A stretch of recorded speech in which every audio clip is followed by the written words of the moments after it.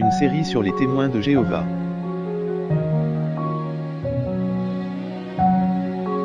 Les faits essentiels. Donc, ce matin, on va continuer à parler sur les publications de la Société des témoins de Jéhovah, notre fait numéro 3 dans la série des faits essentiels. Puis encore une fois, c'est juste un survol. On regarde les vérités importantes, puis on essaie de soutirer les réalités spirituelles de ce groupe. Puis on veut retenir, comme on l'a vu la semaine passée, que les témoins de Jéhovah doivent accepter que leurs publications, leurs écrits, tout ce qui est produit comme le Réveillez-vous, la tour de garde, puis ainsi de suite, que ces choses-là viennent de Dieu.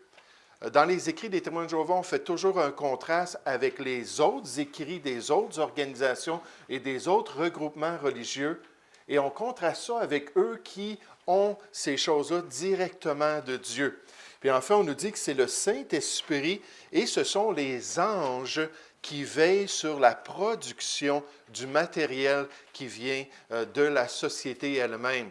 Donc, ce ne sont pas des pensées humaines, c'est vraiment, il y a une origine surnaturelle derrière toutes ces publications-là qui sont produites par les témoins de Jéhovah. Et ce sont les anges même, on nous dit, qui supervisent la production de la tour de garde et des autres publications.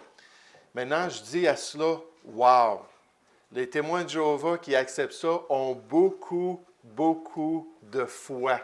Ils ont beaucoup de confiance dans cette réalité spirituelle, surtout lorsqu'on considère que ces publications-là, bien souvent, contredisent la Bible qui est inspirée de Dieu, elle nous révèle, puis aussi ils se contredisent entre eux.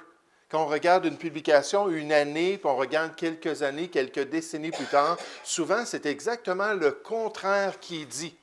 S'il y a une chose qui paraît dans les écrits de la parole de Dieu, c'est que Dieu, ce n'est pas quelqu'un qui se contredit. Ce n'est pas quelqu'un qui change de pensée comme cela. Mais on voit ça chez les témoins de Jéhovah et ils disent que puisque ça vient de Dieu, que leurs publications ne se contredisent pas.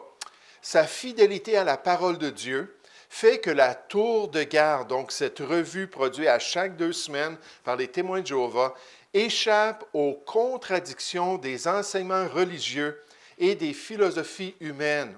Donc, on nous dit que c'est contrastant. Nous, on n'a pas les contradictions qui sont normales dans les écrits qui viennent des hommes. Bien au contraire, on nous dit ainsi bien que la société n'ait jamais changé de point de vue sur les vérités fondamentales. Puis là, ils continuent à expliquer d'autres choses, mais ils disent c'est un fait, la société ne s'est jamais contredite. Puis là, parce qu'ils croient que ça vient de Dieu, puis Dieu, ce n'est pas un être qui se contredit. Maintenant, la question, c'est est-ce que c'est vrai? Est-ce que lorsqu'on regarde à travers les années, les publications produites par la société, est-ce que c'est vrai qu'il n'y a jamais de contradiction? Et la réponse, c'est loin de là, bien au contraire. Il y a amplement de contradictions dans les écrits produits par la Société des témoins de Jéhovah. Je vous en donne juste quelques exemples ce matin. Lorsqu'ils ont parlé dans leur histoire de l'adoration du Seigneur Jésus. Le Seigneur Jésus, c'est un personnage très important, on va l'apprendre dans leur croyance, et ils disent que c'est un être qui a été créé par Jéhovah, puis c'est un être angélique qui a eu le privilège de venir sur cette terre, donner le message prophétique de Jéhovah. Mais lorsqu'ils parlent du Seigneur Jésus et surtout de la question de l'adoration, ils ont changé à travers l'histoire. Par exemple, dans les publications de 1905, ils encourageaient l'adoration du Seigneur Jésus. Il disait, oui, c'est bien d'adorer le Seigneur Jésus. En 1928, ils reviennent et ils réitèrent que c'est quelque chose de louable lorsqu'une personne se prosterne devant Jésus et l'adore d'une manière digne de Dieu. Mais pourtant, lorsqu'on parle aux témoins de Jéhovah et on regarde leurs écrits modernes, leurs écrits plus récents, c'est totalement quelque chose qui est rejeté. Ils ne doivent pas adorer le Seigneur Jésus. Maintenant, ce qui est frappant, c'est que là, on voit une vraie contradiction. Adorer et ne pas adorer, ce n'est pas complémentaire, là. Ça ne fonctionne pas ensemble, c'est le contraire, donc c'est une vraie contradiction qu'on voit dans leurs écrits. Concernant les autorités de Romains chapitre 13, l'identité des autorités, si vous lisez Romains chapitre 13, vous allez voir, c'est le passage le plus complet qui nous encourage à nous soumettre aux autorités. Maintenant, la question, c'est qui sont ces autorités ou quelles sont ces autorités? Puis les témoins de Jéhovah, dans leur histoire, ont varié dans leur interprétation de Romains chapitre 13. En 1886, ils ont dit, « Ah, bien c'est clair, Paul nous dit de nous soumettre aux autorités de ce monde. » On nous parle des magistrats, on nous parle de ceux qui portent l'épée pour faire régner la paix sur la terre. Donc, ce sont les autorités que Dieu a établies sur ce monde. En 1929, lorsqu'ils ont adressé Romains chapitre 13 et leur interprétation du passage, ils ont dit non, ici on nous parle de Jéhovah et de son Christ comme les autorités auxquelles on doit se soumettre. Ce ne sont pas les autorités de ce monde. Et en fait, les témoins de Jéhovah ne veulent pas faire d'allégeance envers les nations dans lesquelles ils habitent. Ce n'est pas important. Ils ne salueront pas le drapeau, puis ils ne feront pas un acte d'allégeance. Au contraire, ils disent on ne doit pas se lier avec les autorités de ce monde. Maintenant, en 1966, lorsqu'ils ont adressé ce passage-là dans leur publication, ils ont dit juste en passant, Paul nous enseigne ici à nous soumettre aux autorités établies dans ce monde, les autorités séculières de ce monde. Et ce n'est pas fini. Aujourd'hui, lorsqu'on regarde leurs publications, ils disent ce ne sont pas les autorités de ce monde, c'est Jéhovah et son Christ. Donc, ils ont de la difficulté à comprendre Romains chapitre 13. Pourtant, c'est tellement clair dans son contexte. Concernant l'expiation de Christ, dans dans 1 Timothée chapitre 2 au verset 6, ça nous dit que Jésus est mort, il a été offert en rançon pour tous. Puis là, ils ont dit dans leur publication en 1927 que c'est clair pour tous. Ça veut dire que Jésus a été la rançon pour toute l'humanité, pour tous les êtres humains, au moins potentiellement. Maintenant, un peu plus tard, en 1939, ils sont revenus sur leur position, puis ils ont dit non, Jésus est la rançon pour ceux qui obéissent seulement. Remarquez, ceux qui obéissent. Pas ceux qui croient ou peut-être ceux qui sont prédestinés ou ceux qui sont élus. Non, ceux qui obéissent parce que pour eux, l'obéissance, c'est vraiment la marque d'un vrai chrétien plutôt que la foi simple en Jésus-Christ. Et ensuite, en 1965, ils ont encore interprété 1 Timothée chapitre 2, verset 6 en disant, n'oubliez pas, c'est clair ici que Jésus est une rançon pour tous les hommes. Sont revenus à leur position initiale. Donc, il y a des contradictions. Leur publication n'échappe pas aux contradictions humaines puisqu'elle ne vient pas de Dieu.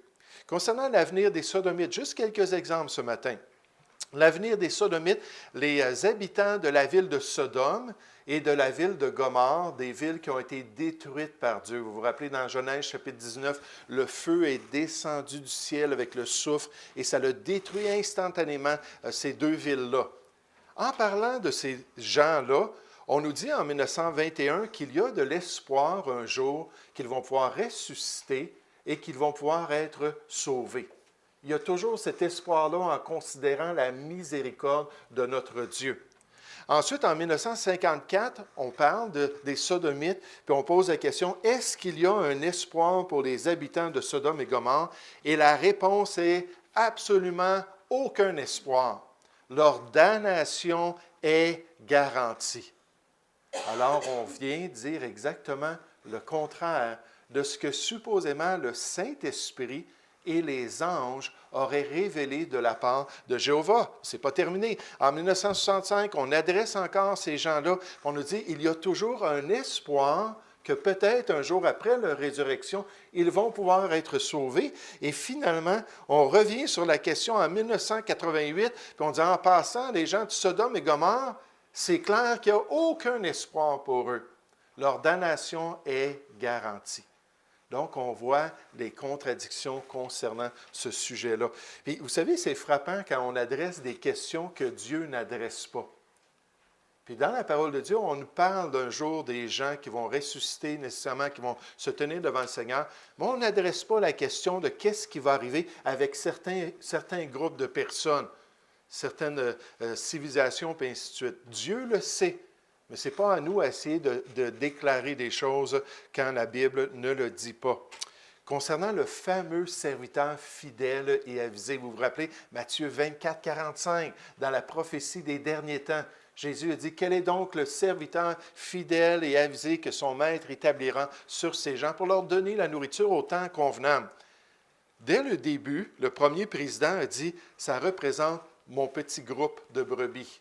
Ça représente nous en tant qu'assemblée de Jéhovah. Ensemble, nous sommes dans les derniers temps choisis pour donner au monde la nourriture spirituelle et leur enseigner l'Évangile de Jéhovah. » Le second président a dit, par contre, non, ici, on parle clairement de Charles Taze Russell. C'est lui le prophète fondateur de notre groupe. C'est lui qui a été établi dans les derniers temps et lui seul qui a reçu cette autorité-là pour nous donner la vérité de Jéhovah. En 1975, en parlant de la question de Matthieu 24 et le verset 45, et c'est encore leur position de nos jours, on a dit non, c'est l'organisation avec tous ses membres. Nous sommes collectivement les témoins qui ont été établis dans les derniers temps pour donner la nourriture au peuple. Donc, encore une fois, une contradiction. Sur la question de la résurrection des méchants, puis vous savez probablement qu'on pourrait regarder toutes les doctrines de l'Organisation des témoins de Jéhovah. Quelqu'un qui serait prêt à le faire, passer à travers des milliers et des milliers de publications et qu'on pourrait trouver à travers le temps des contradictions pour pas mal tous les points. Je vous donne juste des exemples. Concernant la résurrection des méchants, la résurrection des non-témoins de Jéhovah ou de ceux qui ne suivaient pas Jéhovah même dans l'Ancienne Alliance, qu'est-ce qu'on nous dit concernant ces gens-là? On nous dit qu'ils vont certainement un jour ressusciter. Après tout, la prophétie de Jésus dans Jean chapitre 5 nous dit que tous les hommes bons et méchants vont ressusciter. Alors, ils vont ressusciter un jour pour se tenir devant leur juge. Ensuite, en 1948, en parlant des méchants, on nous dit « ils ne ressusciteront nullement ». Ça ne sert à rien de les faire ressusciter et Jéhovah a révélé qu'ils ne ressusciteront pas. Si je vais un peu vite pour ceux qui prennent des notes, je suis vraiment désolé. Puis ensuite, en 1965, ils reviennent sur leur position initiale. Puis ils disent que ces gens-là vont se tenir pour entendre la damnation de Dieu puis le jugement ultime de Jéhovah contre eux, qui va être tout simplement l'annihilation de ces gens-là ou la destruction finale de ces gens-là. Les témoins de Jéhovah ne croient pas à la doctrine de l'enfer ou de la souffrance consciente pendant l'éternité. Ils disent, oui, ils vont ressusciter. Donc, encore une fois, on voit que dans leur publication, ils se sont contredits. Concernant les Juifs, puis le retour des Juifs en Palestine, les témoins de Jéhovah ont beaucoup regardé les Juifs et ils ont beaucoup regardé leur croyance qu'ils sont les Juifs spirituels. Puis que d'après eux, ils ont hérité des promesses que les Juifs avaient. Et concernant les Juifs, ils ont dit, oui, un jour, Dieu a prophétisé à maintes reprises qu'ils vont qu'ils vont revenir en Palestine. Ça fait partie de la bonne nouvelle des prophètes que Dieu allait les ramener de leur captivité et de leur dispersion à travers les nations. Mais en 1948, ils reviennent et ils disent, non, finalement, les Juifs ne retourneront pas. Malgré toutes les prophéties et malgré les alliances inconditionnelles de Dieu, ils ne retourneront pas en Palestine. En passant, j'ai les citations pour chacun des points que je vous présente ce matin. Si jamais là, vous dites « Ah, mais ça, je ne suis pas certain de ça », je vous donnerai les citations de leur publication. Puis aujourd'hui, ils disent « Oui, c'est certain, c'est clair, les Juifs vont retourner ». Encore une contradiction. Concernant les ennemis de Jéhovah, ceux qui s'élèvent contre Jéhovah, est-ce qu'on devrait les aimer? Est-ce qu'on devrait leur faire du bien? Est-ce que c'est la responsabilité du bon témoin de Jéhovah d'être miséricordieux envers eux? En 1953, ils ont dit non, pas du tout. Ils ont probablement regardé les psaumes imprécatoires dans l'Ancien Testament où on voit les psalmistes dire carrément Dieu vient et détruit tes ennemis. Anéantis ceux qui ne t'invoquent pas. Anéantis ceux qui ne croient pas en toi. Donc, ils disent, non, non, c'est impossible de les aimer. Et là, en 1962, alors qu'ils adressent la question, ils disent, ah, c'est notre responsabilité. Il faut aimer les ennemis de Jéhovah. Donc, un autre exemple de contradiction. Concernant le sort d'Adam, dans l'éternité, que va-t-il se passer avec Adam? Vous savez, il y a des gens, des fois, qui me demandent ça. Est-ce qu'Adam était sauvé? Est-ce qu'Adam va être pendant toute l'éternité avec Dieu? La seule chose qu'on peut répondre, c'est que Adam a été couvert par le sacrifice que Dieu a offert. Vous vous rappelez quand Dieu a fait des vêtements pour Adam et Ève, bien, il a offert le sacrifice d'un animal pour pouvoir couvrir leur honte et leur désobéissance. Mais est-ce qu'ils sont vraiment sauvés? Est-ce qu'ils ont mis leur foi dans le plan de Dieu? C'est difficile à dire, on n'a pas les indications, mais les témoins de Jéhovah ont dit oui, il peut certainement recevoir la vie que Jéhovah seul peut donner. Donc ça a été leur position en 1928, mais en 1947, ils ont dit concernant Adam, c'est clair qu'Adam est damné. C'est clair qu'Adam a fait rentrer le péché dans le monde et Jéhovah va prendre une telle personne et va le détruire tout simplement. Il n'y a pas de possibilité pour lui d'avoir une espérance. Donc, ils se sont contredits sur la question d'Adam. Concernant les dates de la création, toute l'eschatologie, toutes les prophéties des témoins de Jéhovah ont rapport avec le livre de Genèse. Ils partent à travers les événements de Genèse pour calculer des dates, puis là, ils se servent de prophètes, puis là, ils essaient d'établir les dates des événements qui doivent se produire dans les derniers temps, comme le retour du Seigneur Jésus, qui devait revenir en 1879, qui devait revenir en 1914, en 1925, et la dernière date prophétisée, c'est 1975. Donc, le début de la bataille d'Armageddon, puis toutes ces choses-là. Mais ils se basent beaucoup sur le livre de Genèse. Et quant à la date de la création d'Adam, pendant le 6e jour de la création de Dieu, ils ont donné 5 dates différentes. Ils ont dit qu'il a été créé en 41-29 avant Jésus-Christ. Là, oups, ces prophéties ne se sont pas accomplies. Ah, on s'est trompé, 41-28. Ah non, finalement, 40-28, 40-25 ou 4026 avant Jésus-Christ. Donc, dans leurs écrits, ils se sont contredits alors qu'ils disent pouvoir connaître la pensée de Dieu. Et nécessairement, Dieu était là, il sait exactement quelle date il a créé ce premier homme-là, mais les dates de la création. Ensuite, les vérités sur le livre de Ruth. Des fois, des questions un peu sans importance, on pourrait dire, pour nous, mais que les témoins de Jéhovah, étant connectés en Dieu, veulent prendre une position sur ces choses-là. Ils ont dit en 1902 que le livre de Ruth, c'est un livre pour nous présenter l'histoire de ce qui s'est produit avec le peuple juif. Puis il n'y a rien d'autre, il n'y a pas d'application spirituelle, il n'y a pas d'application prophétique. C'est seulement un livre historique et on devrait le lire comme ça. Mais là, oups, ils ont compris en 1932 qu'il y avait plein de prophéties dans le livre de Ruth. Donc oui, il y a de l'histoire, puis on doit le prendre littéralement, mais il y a tout un côté spirituel où eux, ils ont compris qu'il y a des prophéties qu'on peut tirer de l'histoire du livre de Ruth, se contredisant complètement sur la question de Ruth. Maintenant, il y a une autre question qu'on pourrait dire, « Wow, qu'est-ce que c'est ça? Qui est Abaddon? » Là, c'était très important pour eux de prendre position concernant Abaddon. Dans Apocalypse chapitre 9, au verset 11, on nous parle d'Abaddon ou d'Apollyon. Puis on nous dit que c'est le roi des sauterelles maléfiques qui se manifestent pendant la tribulation. La terre s'ouvre, puis il y a des sauterelles qui sortent de la terre, qui sont vraiment des créatures probablement angéliques, puis ils vont tourmenter les hommes qui ont pris la marque pendant 5 mois. Puis pendant 5 mois de temps, ils vont souffrir de la douleur que produit un scorpion lorsqu'il pique quelqu'un. Puis on nous dit, quand on se fait piquer par un scorpion, je ne le sais pas par expérience, mais c'est extrêmement douloureux. C'est extrêmement, là, la démangeaison est très, très intense. Et ces sauterelles-là vont se promener et vont blesser les gens. Puis ils ont un chef qu'on nous présente comme un ange. Et cet ange-là est nommé en hébreu Abaddon.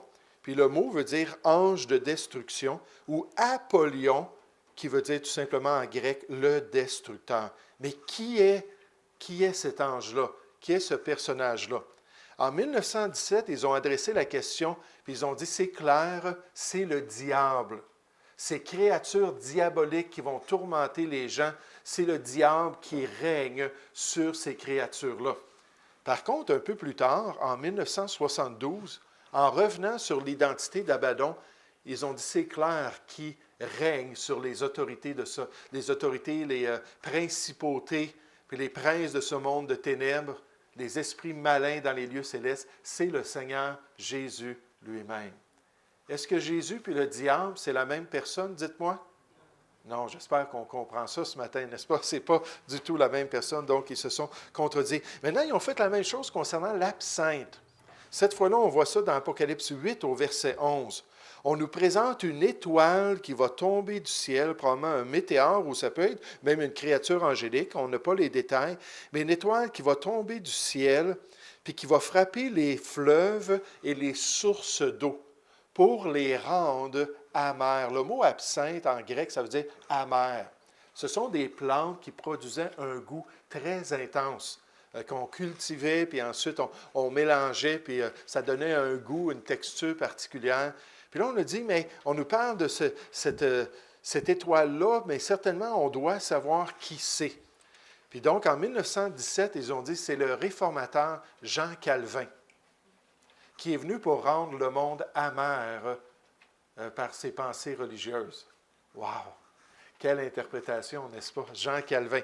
En 1930, ils ont dit, non, c'est clair, c'est Satan lui-même qui va venir contaminer les sources d'eau potable de ce monde, qui va se jeter dans ces sources d'eau-là pour transformer, non pas l'eau en vin, mais transformer l'eau dans quelque chose qui n'est pas potable. Et on parle de personnes qui vont mourir à cause qu'ils n'auront pas d'autres sources d'eau, puis ils vont boire cette eau-là. Ça fait partie d'un des 21 fléaux que Dieu va envoyer pendant la période de la tribulation. À la fin de cette période-là, la terre va être vraiment ruinée. Puis la plupart des animaux, puis la plupart des humains vont avoir grandement souffert pendant ces 7 ans-là. Puis Jésus a dit, si la période n'avait été écourtée, personne n'aurait survécu. Mais à cause des élus, Dieu a écourté, puis a décidé 7 ans, pas plus. Puis après ça, la bataille d'Armageddon et la venue de Jésus. Mais ce n'est pas terminé concernant qui est l'absinthe. Ensuite, en 1972, on dit, c'est clair, l'absinthe, c'est le clergé apostat. L'Église catholique, les églises presbytériennes protestantes plutôt, qui incluent les presbytériens, ou les églises évangéliques, toutes ces églises-là qui ne font pas partie de notre mouvement, c'est eux qui viennent mettre ce goût amer-là dans la bouche des gens. Et ce n'est pas du tout le contexte du passage. Mais encore une fois, on voit les contradictions concernant l'identité de l'absinthe. Maintenant, la grande question, le diable possède-t-il des cornes? Quand on nous le représente avec Hollywood, puis ainsi de suite, souvent, là, on voit là, des gens avec des cornes, ceux qui sont possédés de démons, là, il y a des petites cornes, tout ça. Est-ce que c'est ce qu'on doit croire? En 1914, Charles Taze Russell a dit « certainement ». Il a une longue queue et il possède des cornes et on devrait le voir comme ça. Le deuxième président, M. Rutherford, a dit « certainement ».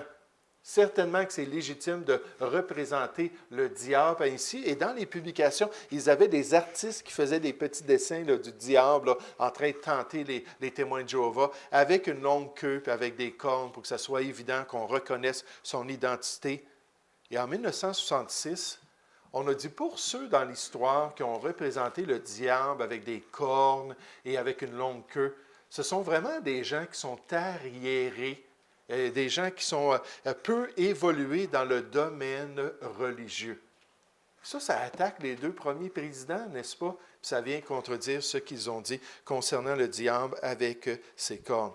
Donc, il y a beaucoup de contradictions dans les publications de la société. C'est juste quelques exemples. Et ça, c'est une indication que ce n'est pas le même esprit qui était derrière la société pour vraiment donner le message de Dieu. La Bible nous dit dans 2 Pierre, chapitre 1, au verset 20, que les gens ont été poussés par le Saint-Esprit pour donner la parole de Dieu. Et c'est pour ça que dans la Bible, on a un livre qui est extraordinairement harmonieux. On a une unité extraordinaire. Un livre qui a été écrit sur 1600 ans par 40 auteurs différents qui habitaient sur 3 continents différents et qui parlaient 3 langues différentes. Et ces gens-là, qui avaient toutes sortes de métiers, toutes sortes d'arrière-plans religieux différents, se sont mis à parler des grands thèmes de la Bible, des grands thèmes de l'expérience avec Dieu, de la révélation de Dieu. Et il y a une unité extraordinaire. Prenez 10 personnes au Québec, aujourd'hui, à la même époque, qui parlent tous le français, et demandez-leur d'écrire un livre sur une question comme peut-être la réincarnation. Juste leur demander d'écrire au moins un livre de 100 pages sur le sujet, ou peut-être sur les théories politiques. N'importe quel sujet, vous allez prendre ces 10 livres-là, vous allez les comparer, puis vous allez voir qu'il y a plein de contradictions, même si des gens qui vivaient à la même époque, dans la même culture, avec les mêmes influences sociales, il va y avoir de grandes différences. Mais il y a une unité extraordinaire parce que c'est Dieu qui a agi ainsi. Et la société dit, s'il y a des contradictions, nécessairement, ça ne peut pas être de Dieu. On revient sur la citation au début, sa fidélité à la parole de Dieu fait que la tour de garde échappe aux contradictions des enseignements religieux, des philosophies humaines. Donc, il dit, si vraiment la tour de garde vient de Dieu, elle ne devrait pas avoir toutes ces contradictions. On nous dit, non seulement les hommes contredisent la parole de Dieu, mais ils se contredisent entre eux. Comment peuvent-ils être des guides sûrs? Donc, c'est certain que pour eux, s'il y a des contradictions, ça ne peut pas être de Dieu. Maintenant, ils ont été confrontés par beaucoup de gens qui les ont contactés, qui ont dit, on a regardé vos publications, on a regardé les déclarations de vos différents présidents. Il y a des contradictions. Et leur réponse, lorsqu'ils ont été poussés à admettre qu'il y a des changements dans leurs croyances à travers le temps, c'est que leur réponse, c'est que Jéhovah révèle les choses à son organisation d'une manière progressive. Donc, c'est une révélation progressive. Des fois, quand on entend parler de la Bible, puis l'Ancien Testament, puis le Nouveau Testament, toutes les époques, on nous dit, mais Dieu a révélé progressivement ses croyances à travers le temps. Puis ils disent, mais c'est exactement la même chose pour notre société. Et ils se basent sur Proverbes chapitre 4 au verset 18. Tout de suite, ils ont été entraînés à sortir ce verset-là pour justifier qu'il peut y avoir des différences. Qu'est-ce que le passage nous dit? Le sentier des justes est comme la lumière resplendissante, dont l'éclat va croissant jusqu'au milieu du jour. Dieu révèle les choses à son organisation progressivement. C'est pour ça qu'il y a des ajustements, c'est pour ça qu'il y a des petits changements avec le temps. J'aimerais vous dire, des fois, les contradictions sont assez majeures. De dire que la transfusion sanguine, c'est quelque chose que Jéhovah a donné à la race humaine, c'est lui qui a guidé pour que la technologie médicale le permette, et de dire que c'est une abomination aux yeux de Dieu, c'est deux choses vraiment très différentes. Imaginez une famille qui permet à leur enfant, une famille de témoins de Jéhovah, d'avoir une transplantation d'organes en 1970. Puis finalement, 5 ans plus tard, ils apprennent du président que, contrairement à ce qui avait été dit dans le passé, que c'est du cannibalisme et c'est une abomination aux yeux de Dieu de recevoir un organe d'un autre individu. Je veux vous dire, ce n'est pas juste des petits ajustements, des petites modifications, c'est des choses qui sont graves, ce qu'ils disent. Le sentier des justes est comme la lumière brillante, qui devient plus douce et douce jusqu'à ce que le jour soit installé, affirme Proverbe 4, verset 18. Oui, la direction offerte par Jésus est progressive et non stagnante. Une autre manière de coopérer, puis là, on encourage nécessairement les témoins de Jéhovah à avoir la bonne attitude. Une autre manière de coopérer avec les frères de Christ est d'avoir une attitude positive envers tout raffinement de notre compréhension des vérités bibliques telles que publiées par le serviteur, j'ai oublié, sage et avisé. Donc, on nous dit, gardez la bonne attitude. Ayez la bonne manière de voir les choses, puis continuez à coopérer avec l'organisation. Christian Piet dit, « Or, il faut admettre que chez les témoins de Jéhovah, la vérité d'hier devient l'erreur d'aujourd'hui. Et la vérité d'aujourd'hui devient l'erreur de demain.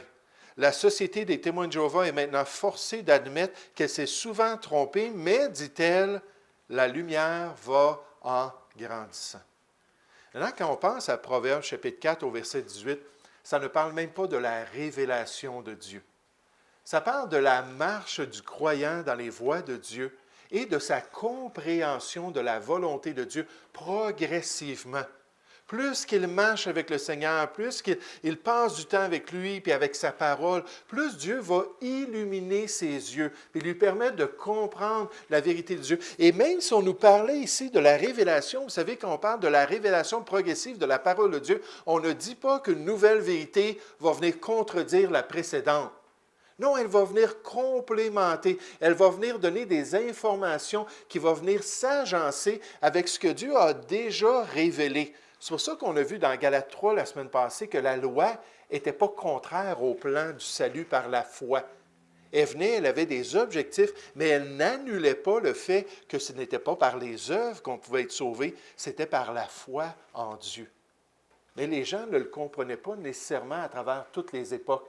Puis là, c'est venu pour complémenter. Toutes les doctrines se sont complémentées et éclairées progressivement, et ça n'a rien à faire avec des contradictions. Et même la société admet cela. Une nouvelle vue de vérité ne peut jamais contredire une ancienne. Une nouvelle lumière ne supprime jamais j'ai fait une faute là, une plus ancienne, mais la complémente. Donc, de dire cela en citant Proverbe 4, 18, ça ne justifie pas du tout les contradictions, et en fait, ça fait juste démontrer qu'encore une fois, les témoins de Jéhovah ne sont pas sincères. Proverbe 4 au verset 18 est pris hors contexte. Ça ne parle pas du sujet de la révélation de Dieu. Cette semaine, quelqu'un m'a contacté concernant une vidéo sur les témoins de Jéhovah et a commencé à essayer de prouver par la Bible que j'étais dans l'erreur. Puis là, je l'ai juste arrêté. J'ai dit, premièrement, je pense bien que tu es témoin de Jéhovah, la manière que tu prends position pour la société. Et deuxièmement, tu agis comme eux parce que c'est hors contexte. Les passages que tu me cites, ça n'a rien à faire avec le sujet. Si on veut vraiment parler du sujet, allons donc dans tel passage. Puis là, on va voir le sujet, puis on va pouvoir l'éclaircir. Puis encore une fois, les témoins de Jéhovah, c'est ce qu'ils font. Et vous allez voir, il y a deux positions contradictoires de la société concernant les publications anciennes dans leur histoire. D'un côté, ils vont dire, oui, ce sont des bonnes publications, ils ont été guidés par Dieu, ça va être édifiant. Puis de l'autre côté, ils disent, non, on ne peut pas écouter ce que le président Chantal Russell a dit à ce moment-là, ou le juge Rutherford. Donc, ils sont contradictoires. Est-ce que Dieu les a inspirés, oui ou non? Les faits démontrent, on va voir la semaine prochaine, alors qu'on continue à parler des publications, que ce n'est pas le cas du tout. Il y a seulement un livre qui a été inspiré de Dieu. Et ce n'est pas la Louis II. Il y a seulement un livre, c'est la parole de Dieu dans ses textes originaux, les autographes. Puis on peut s'attacher à la parole de Dieu. Donc, on va prendre une petite pause.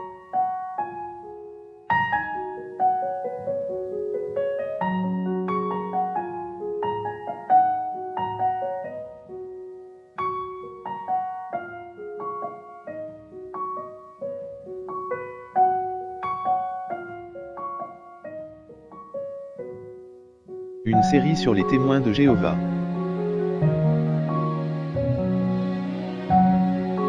Les faits essentiels.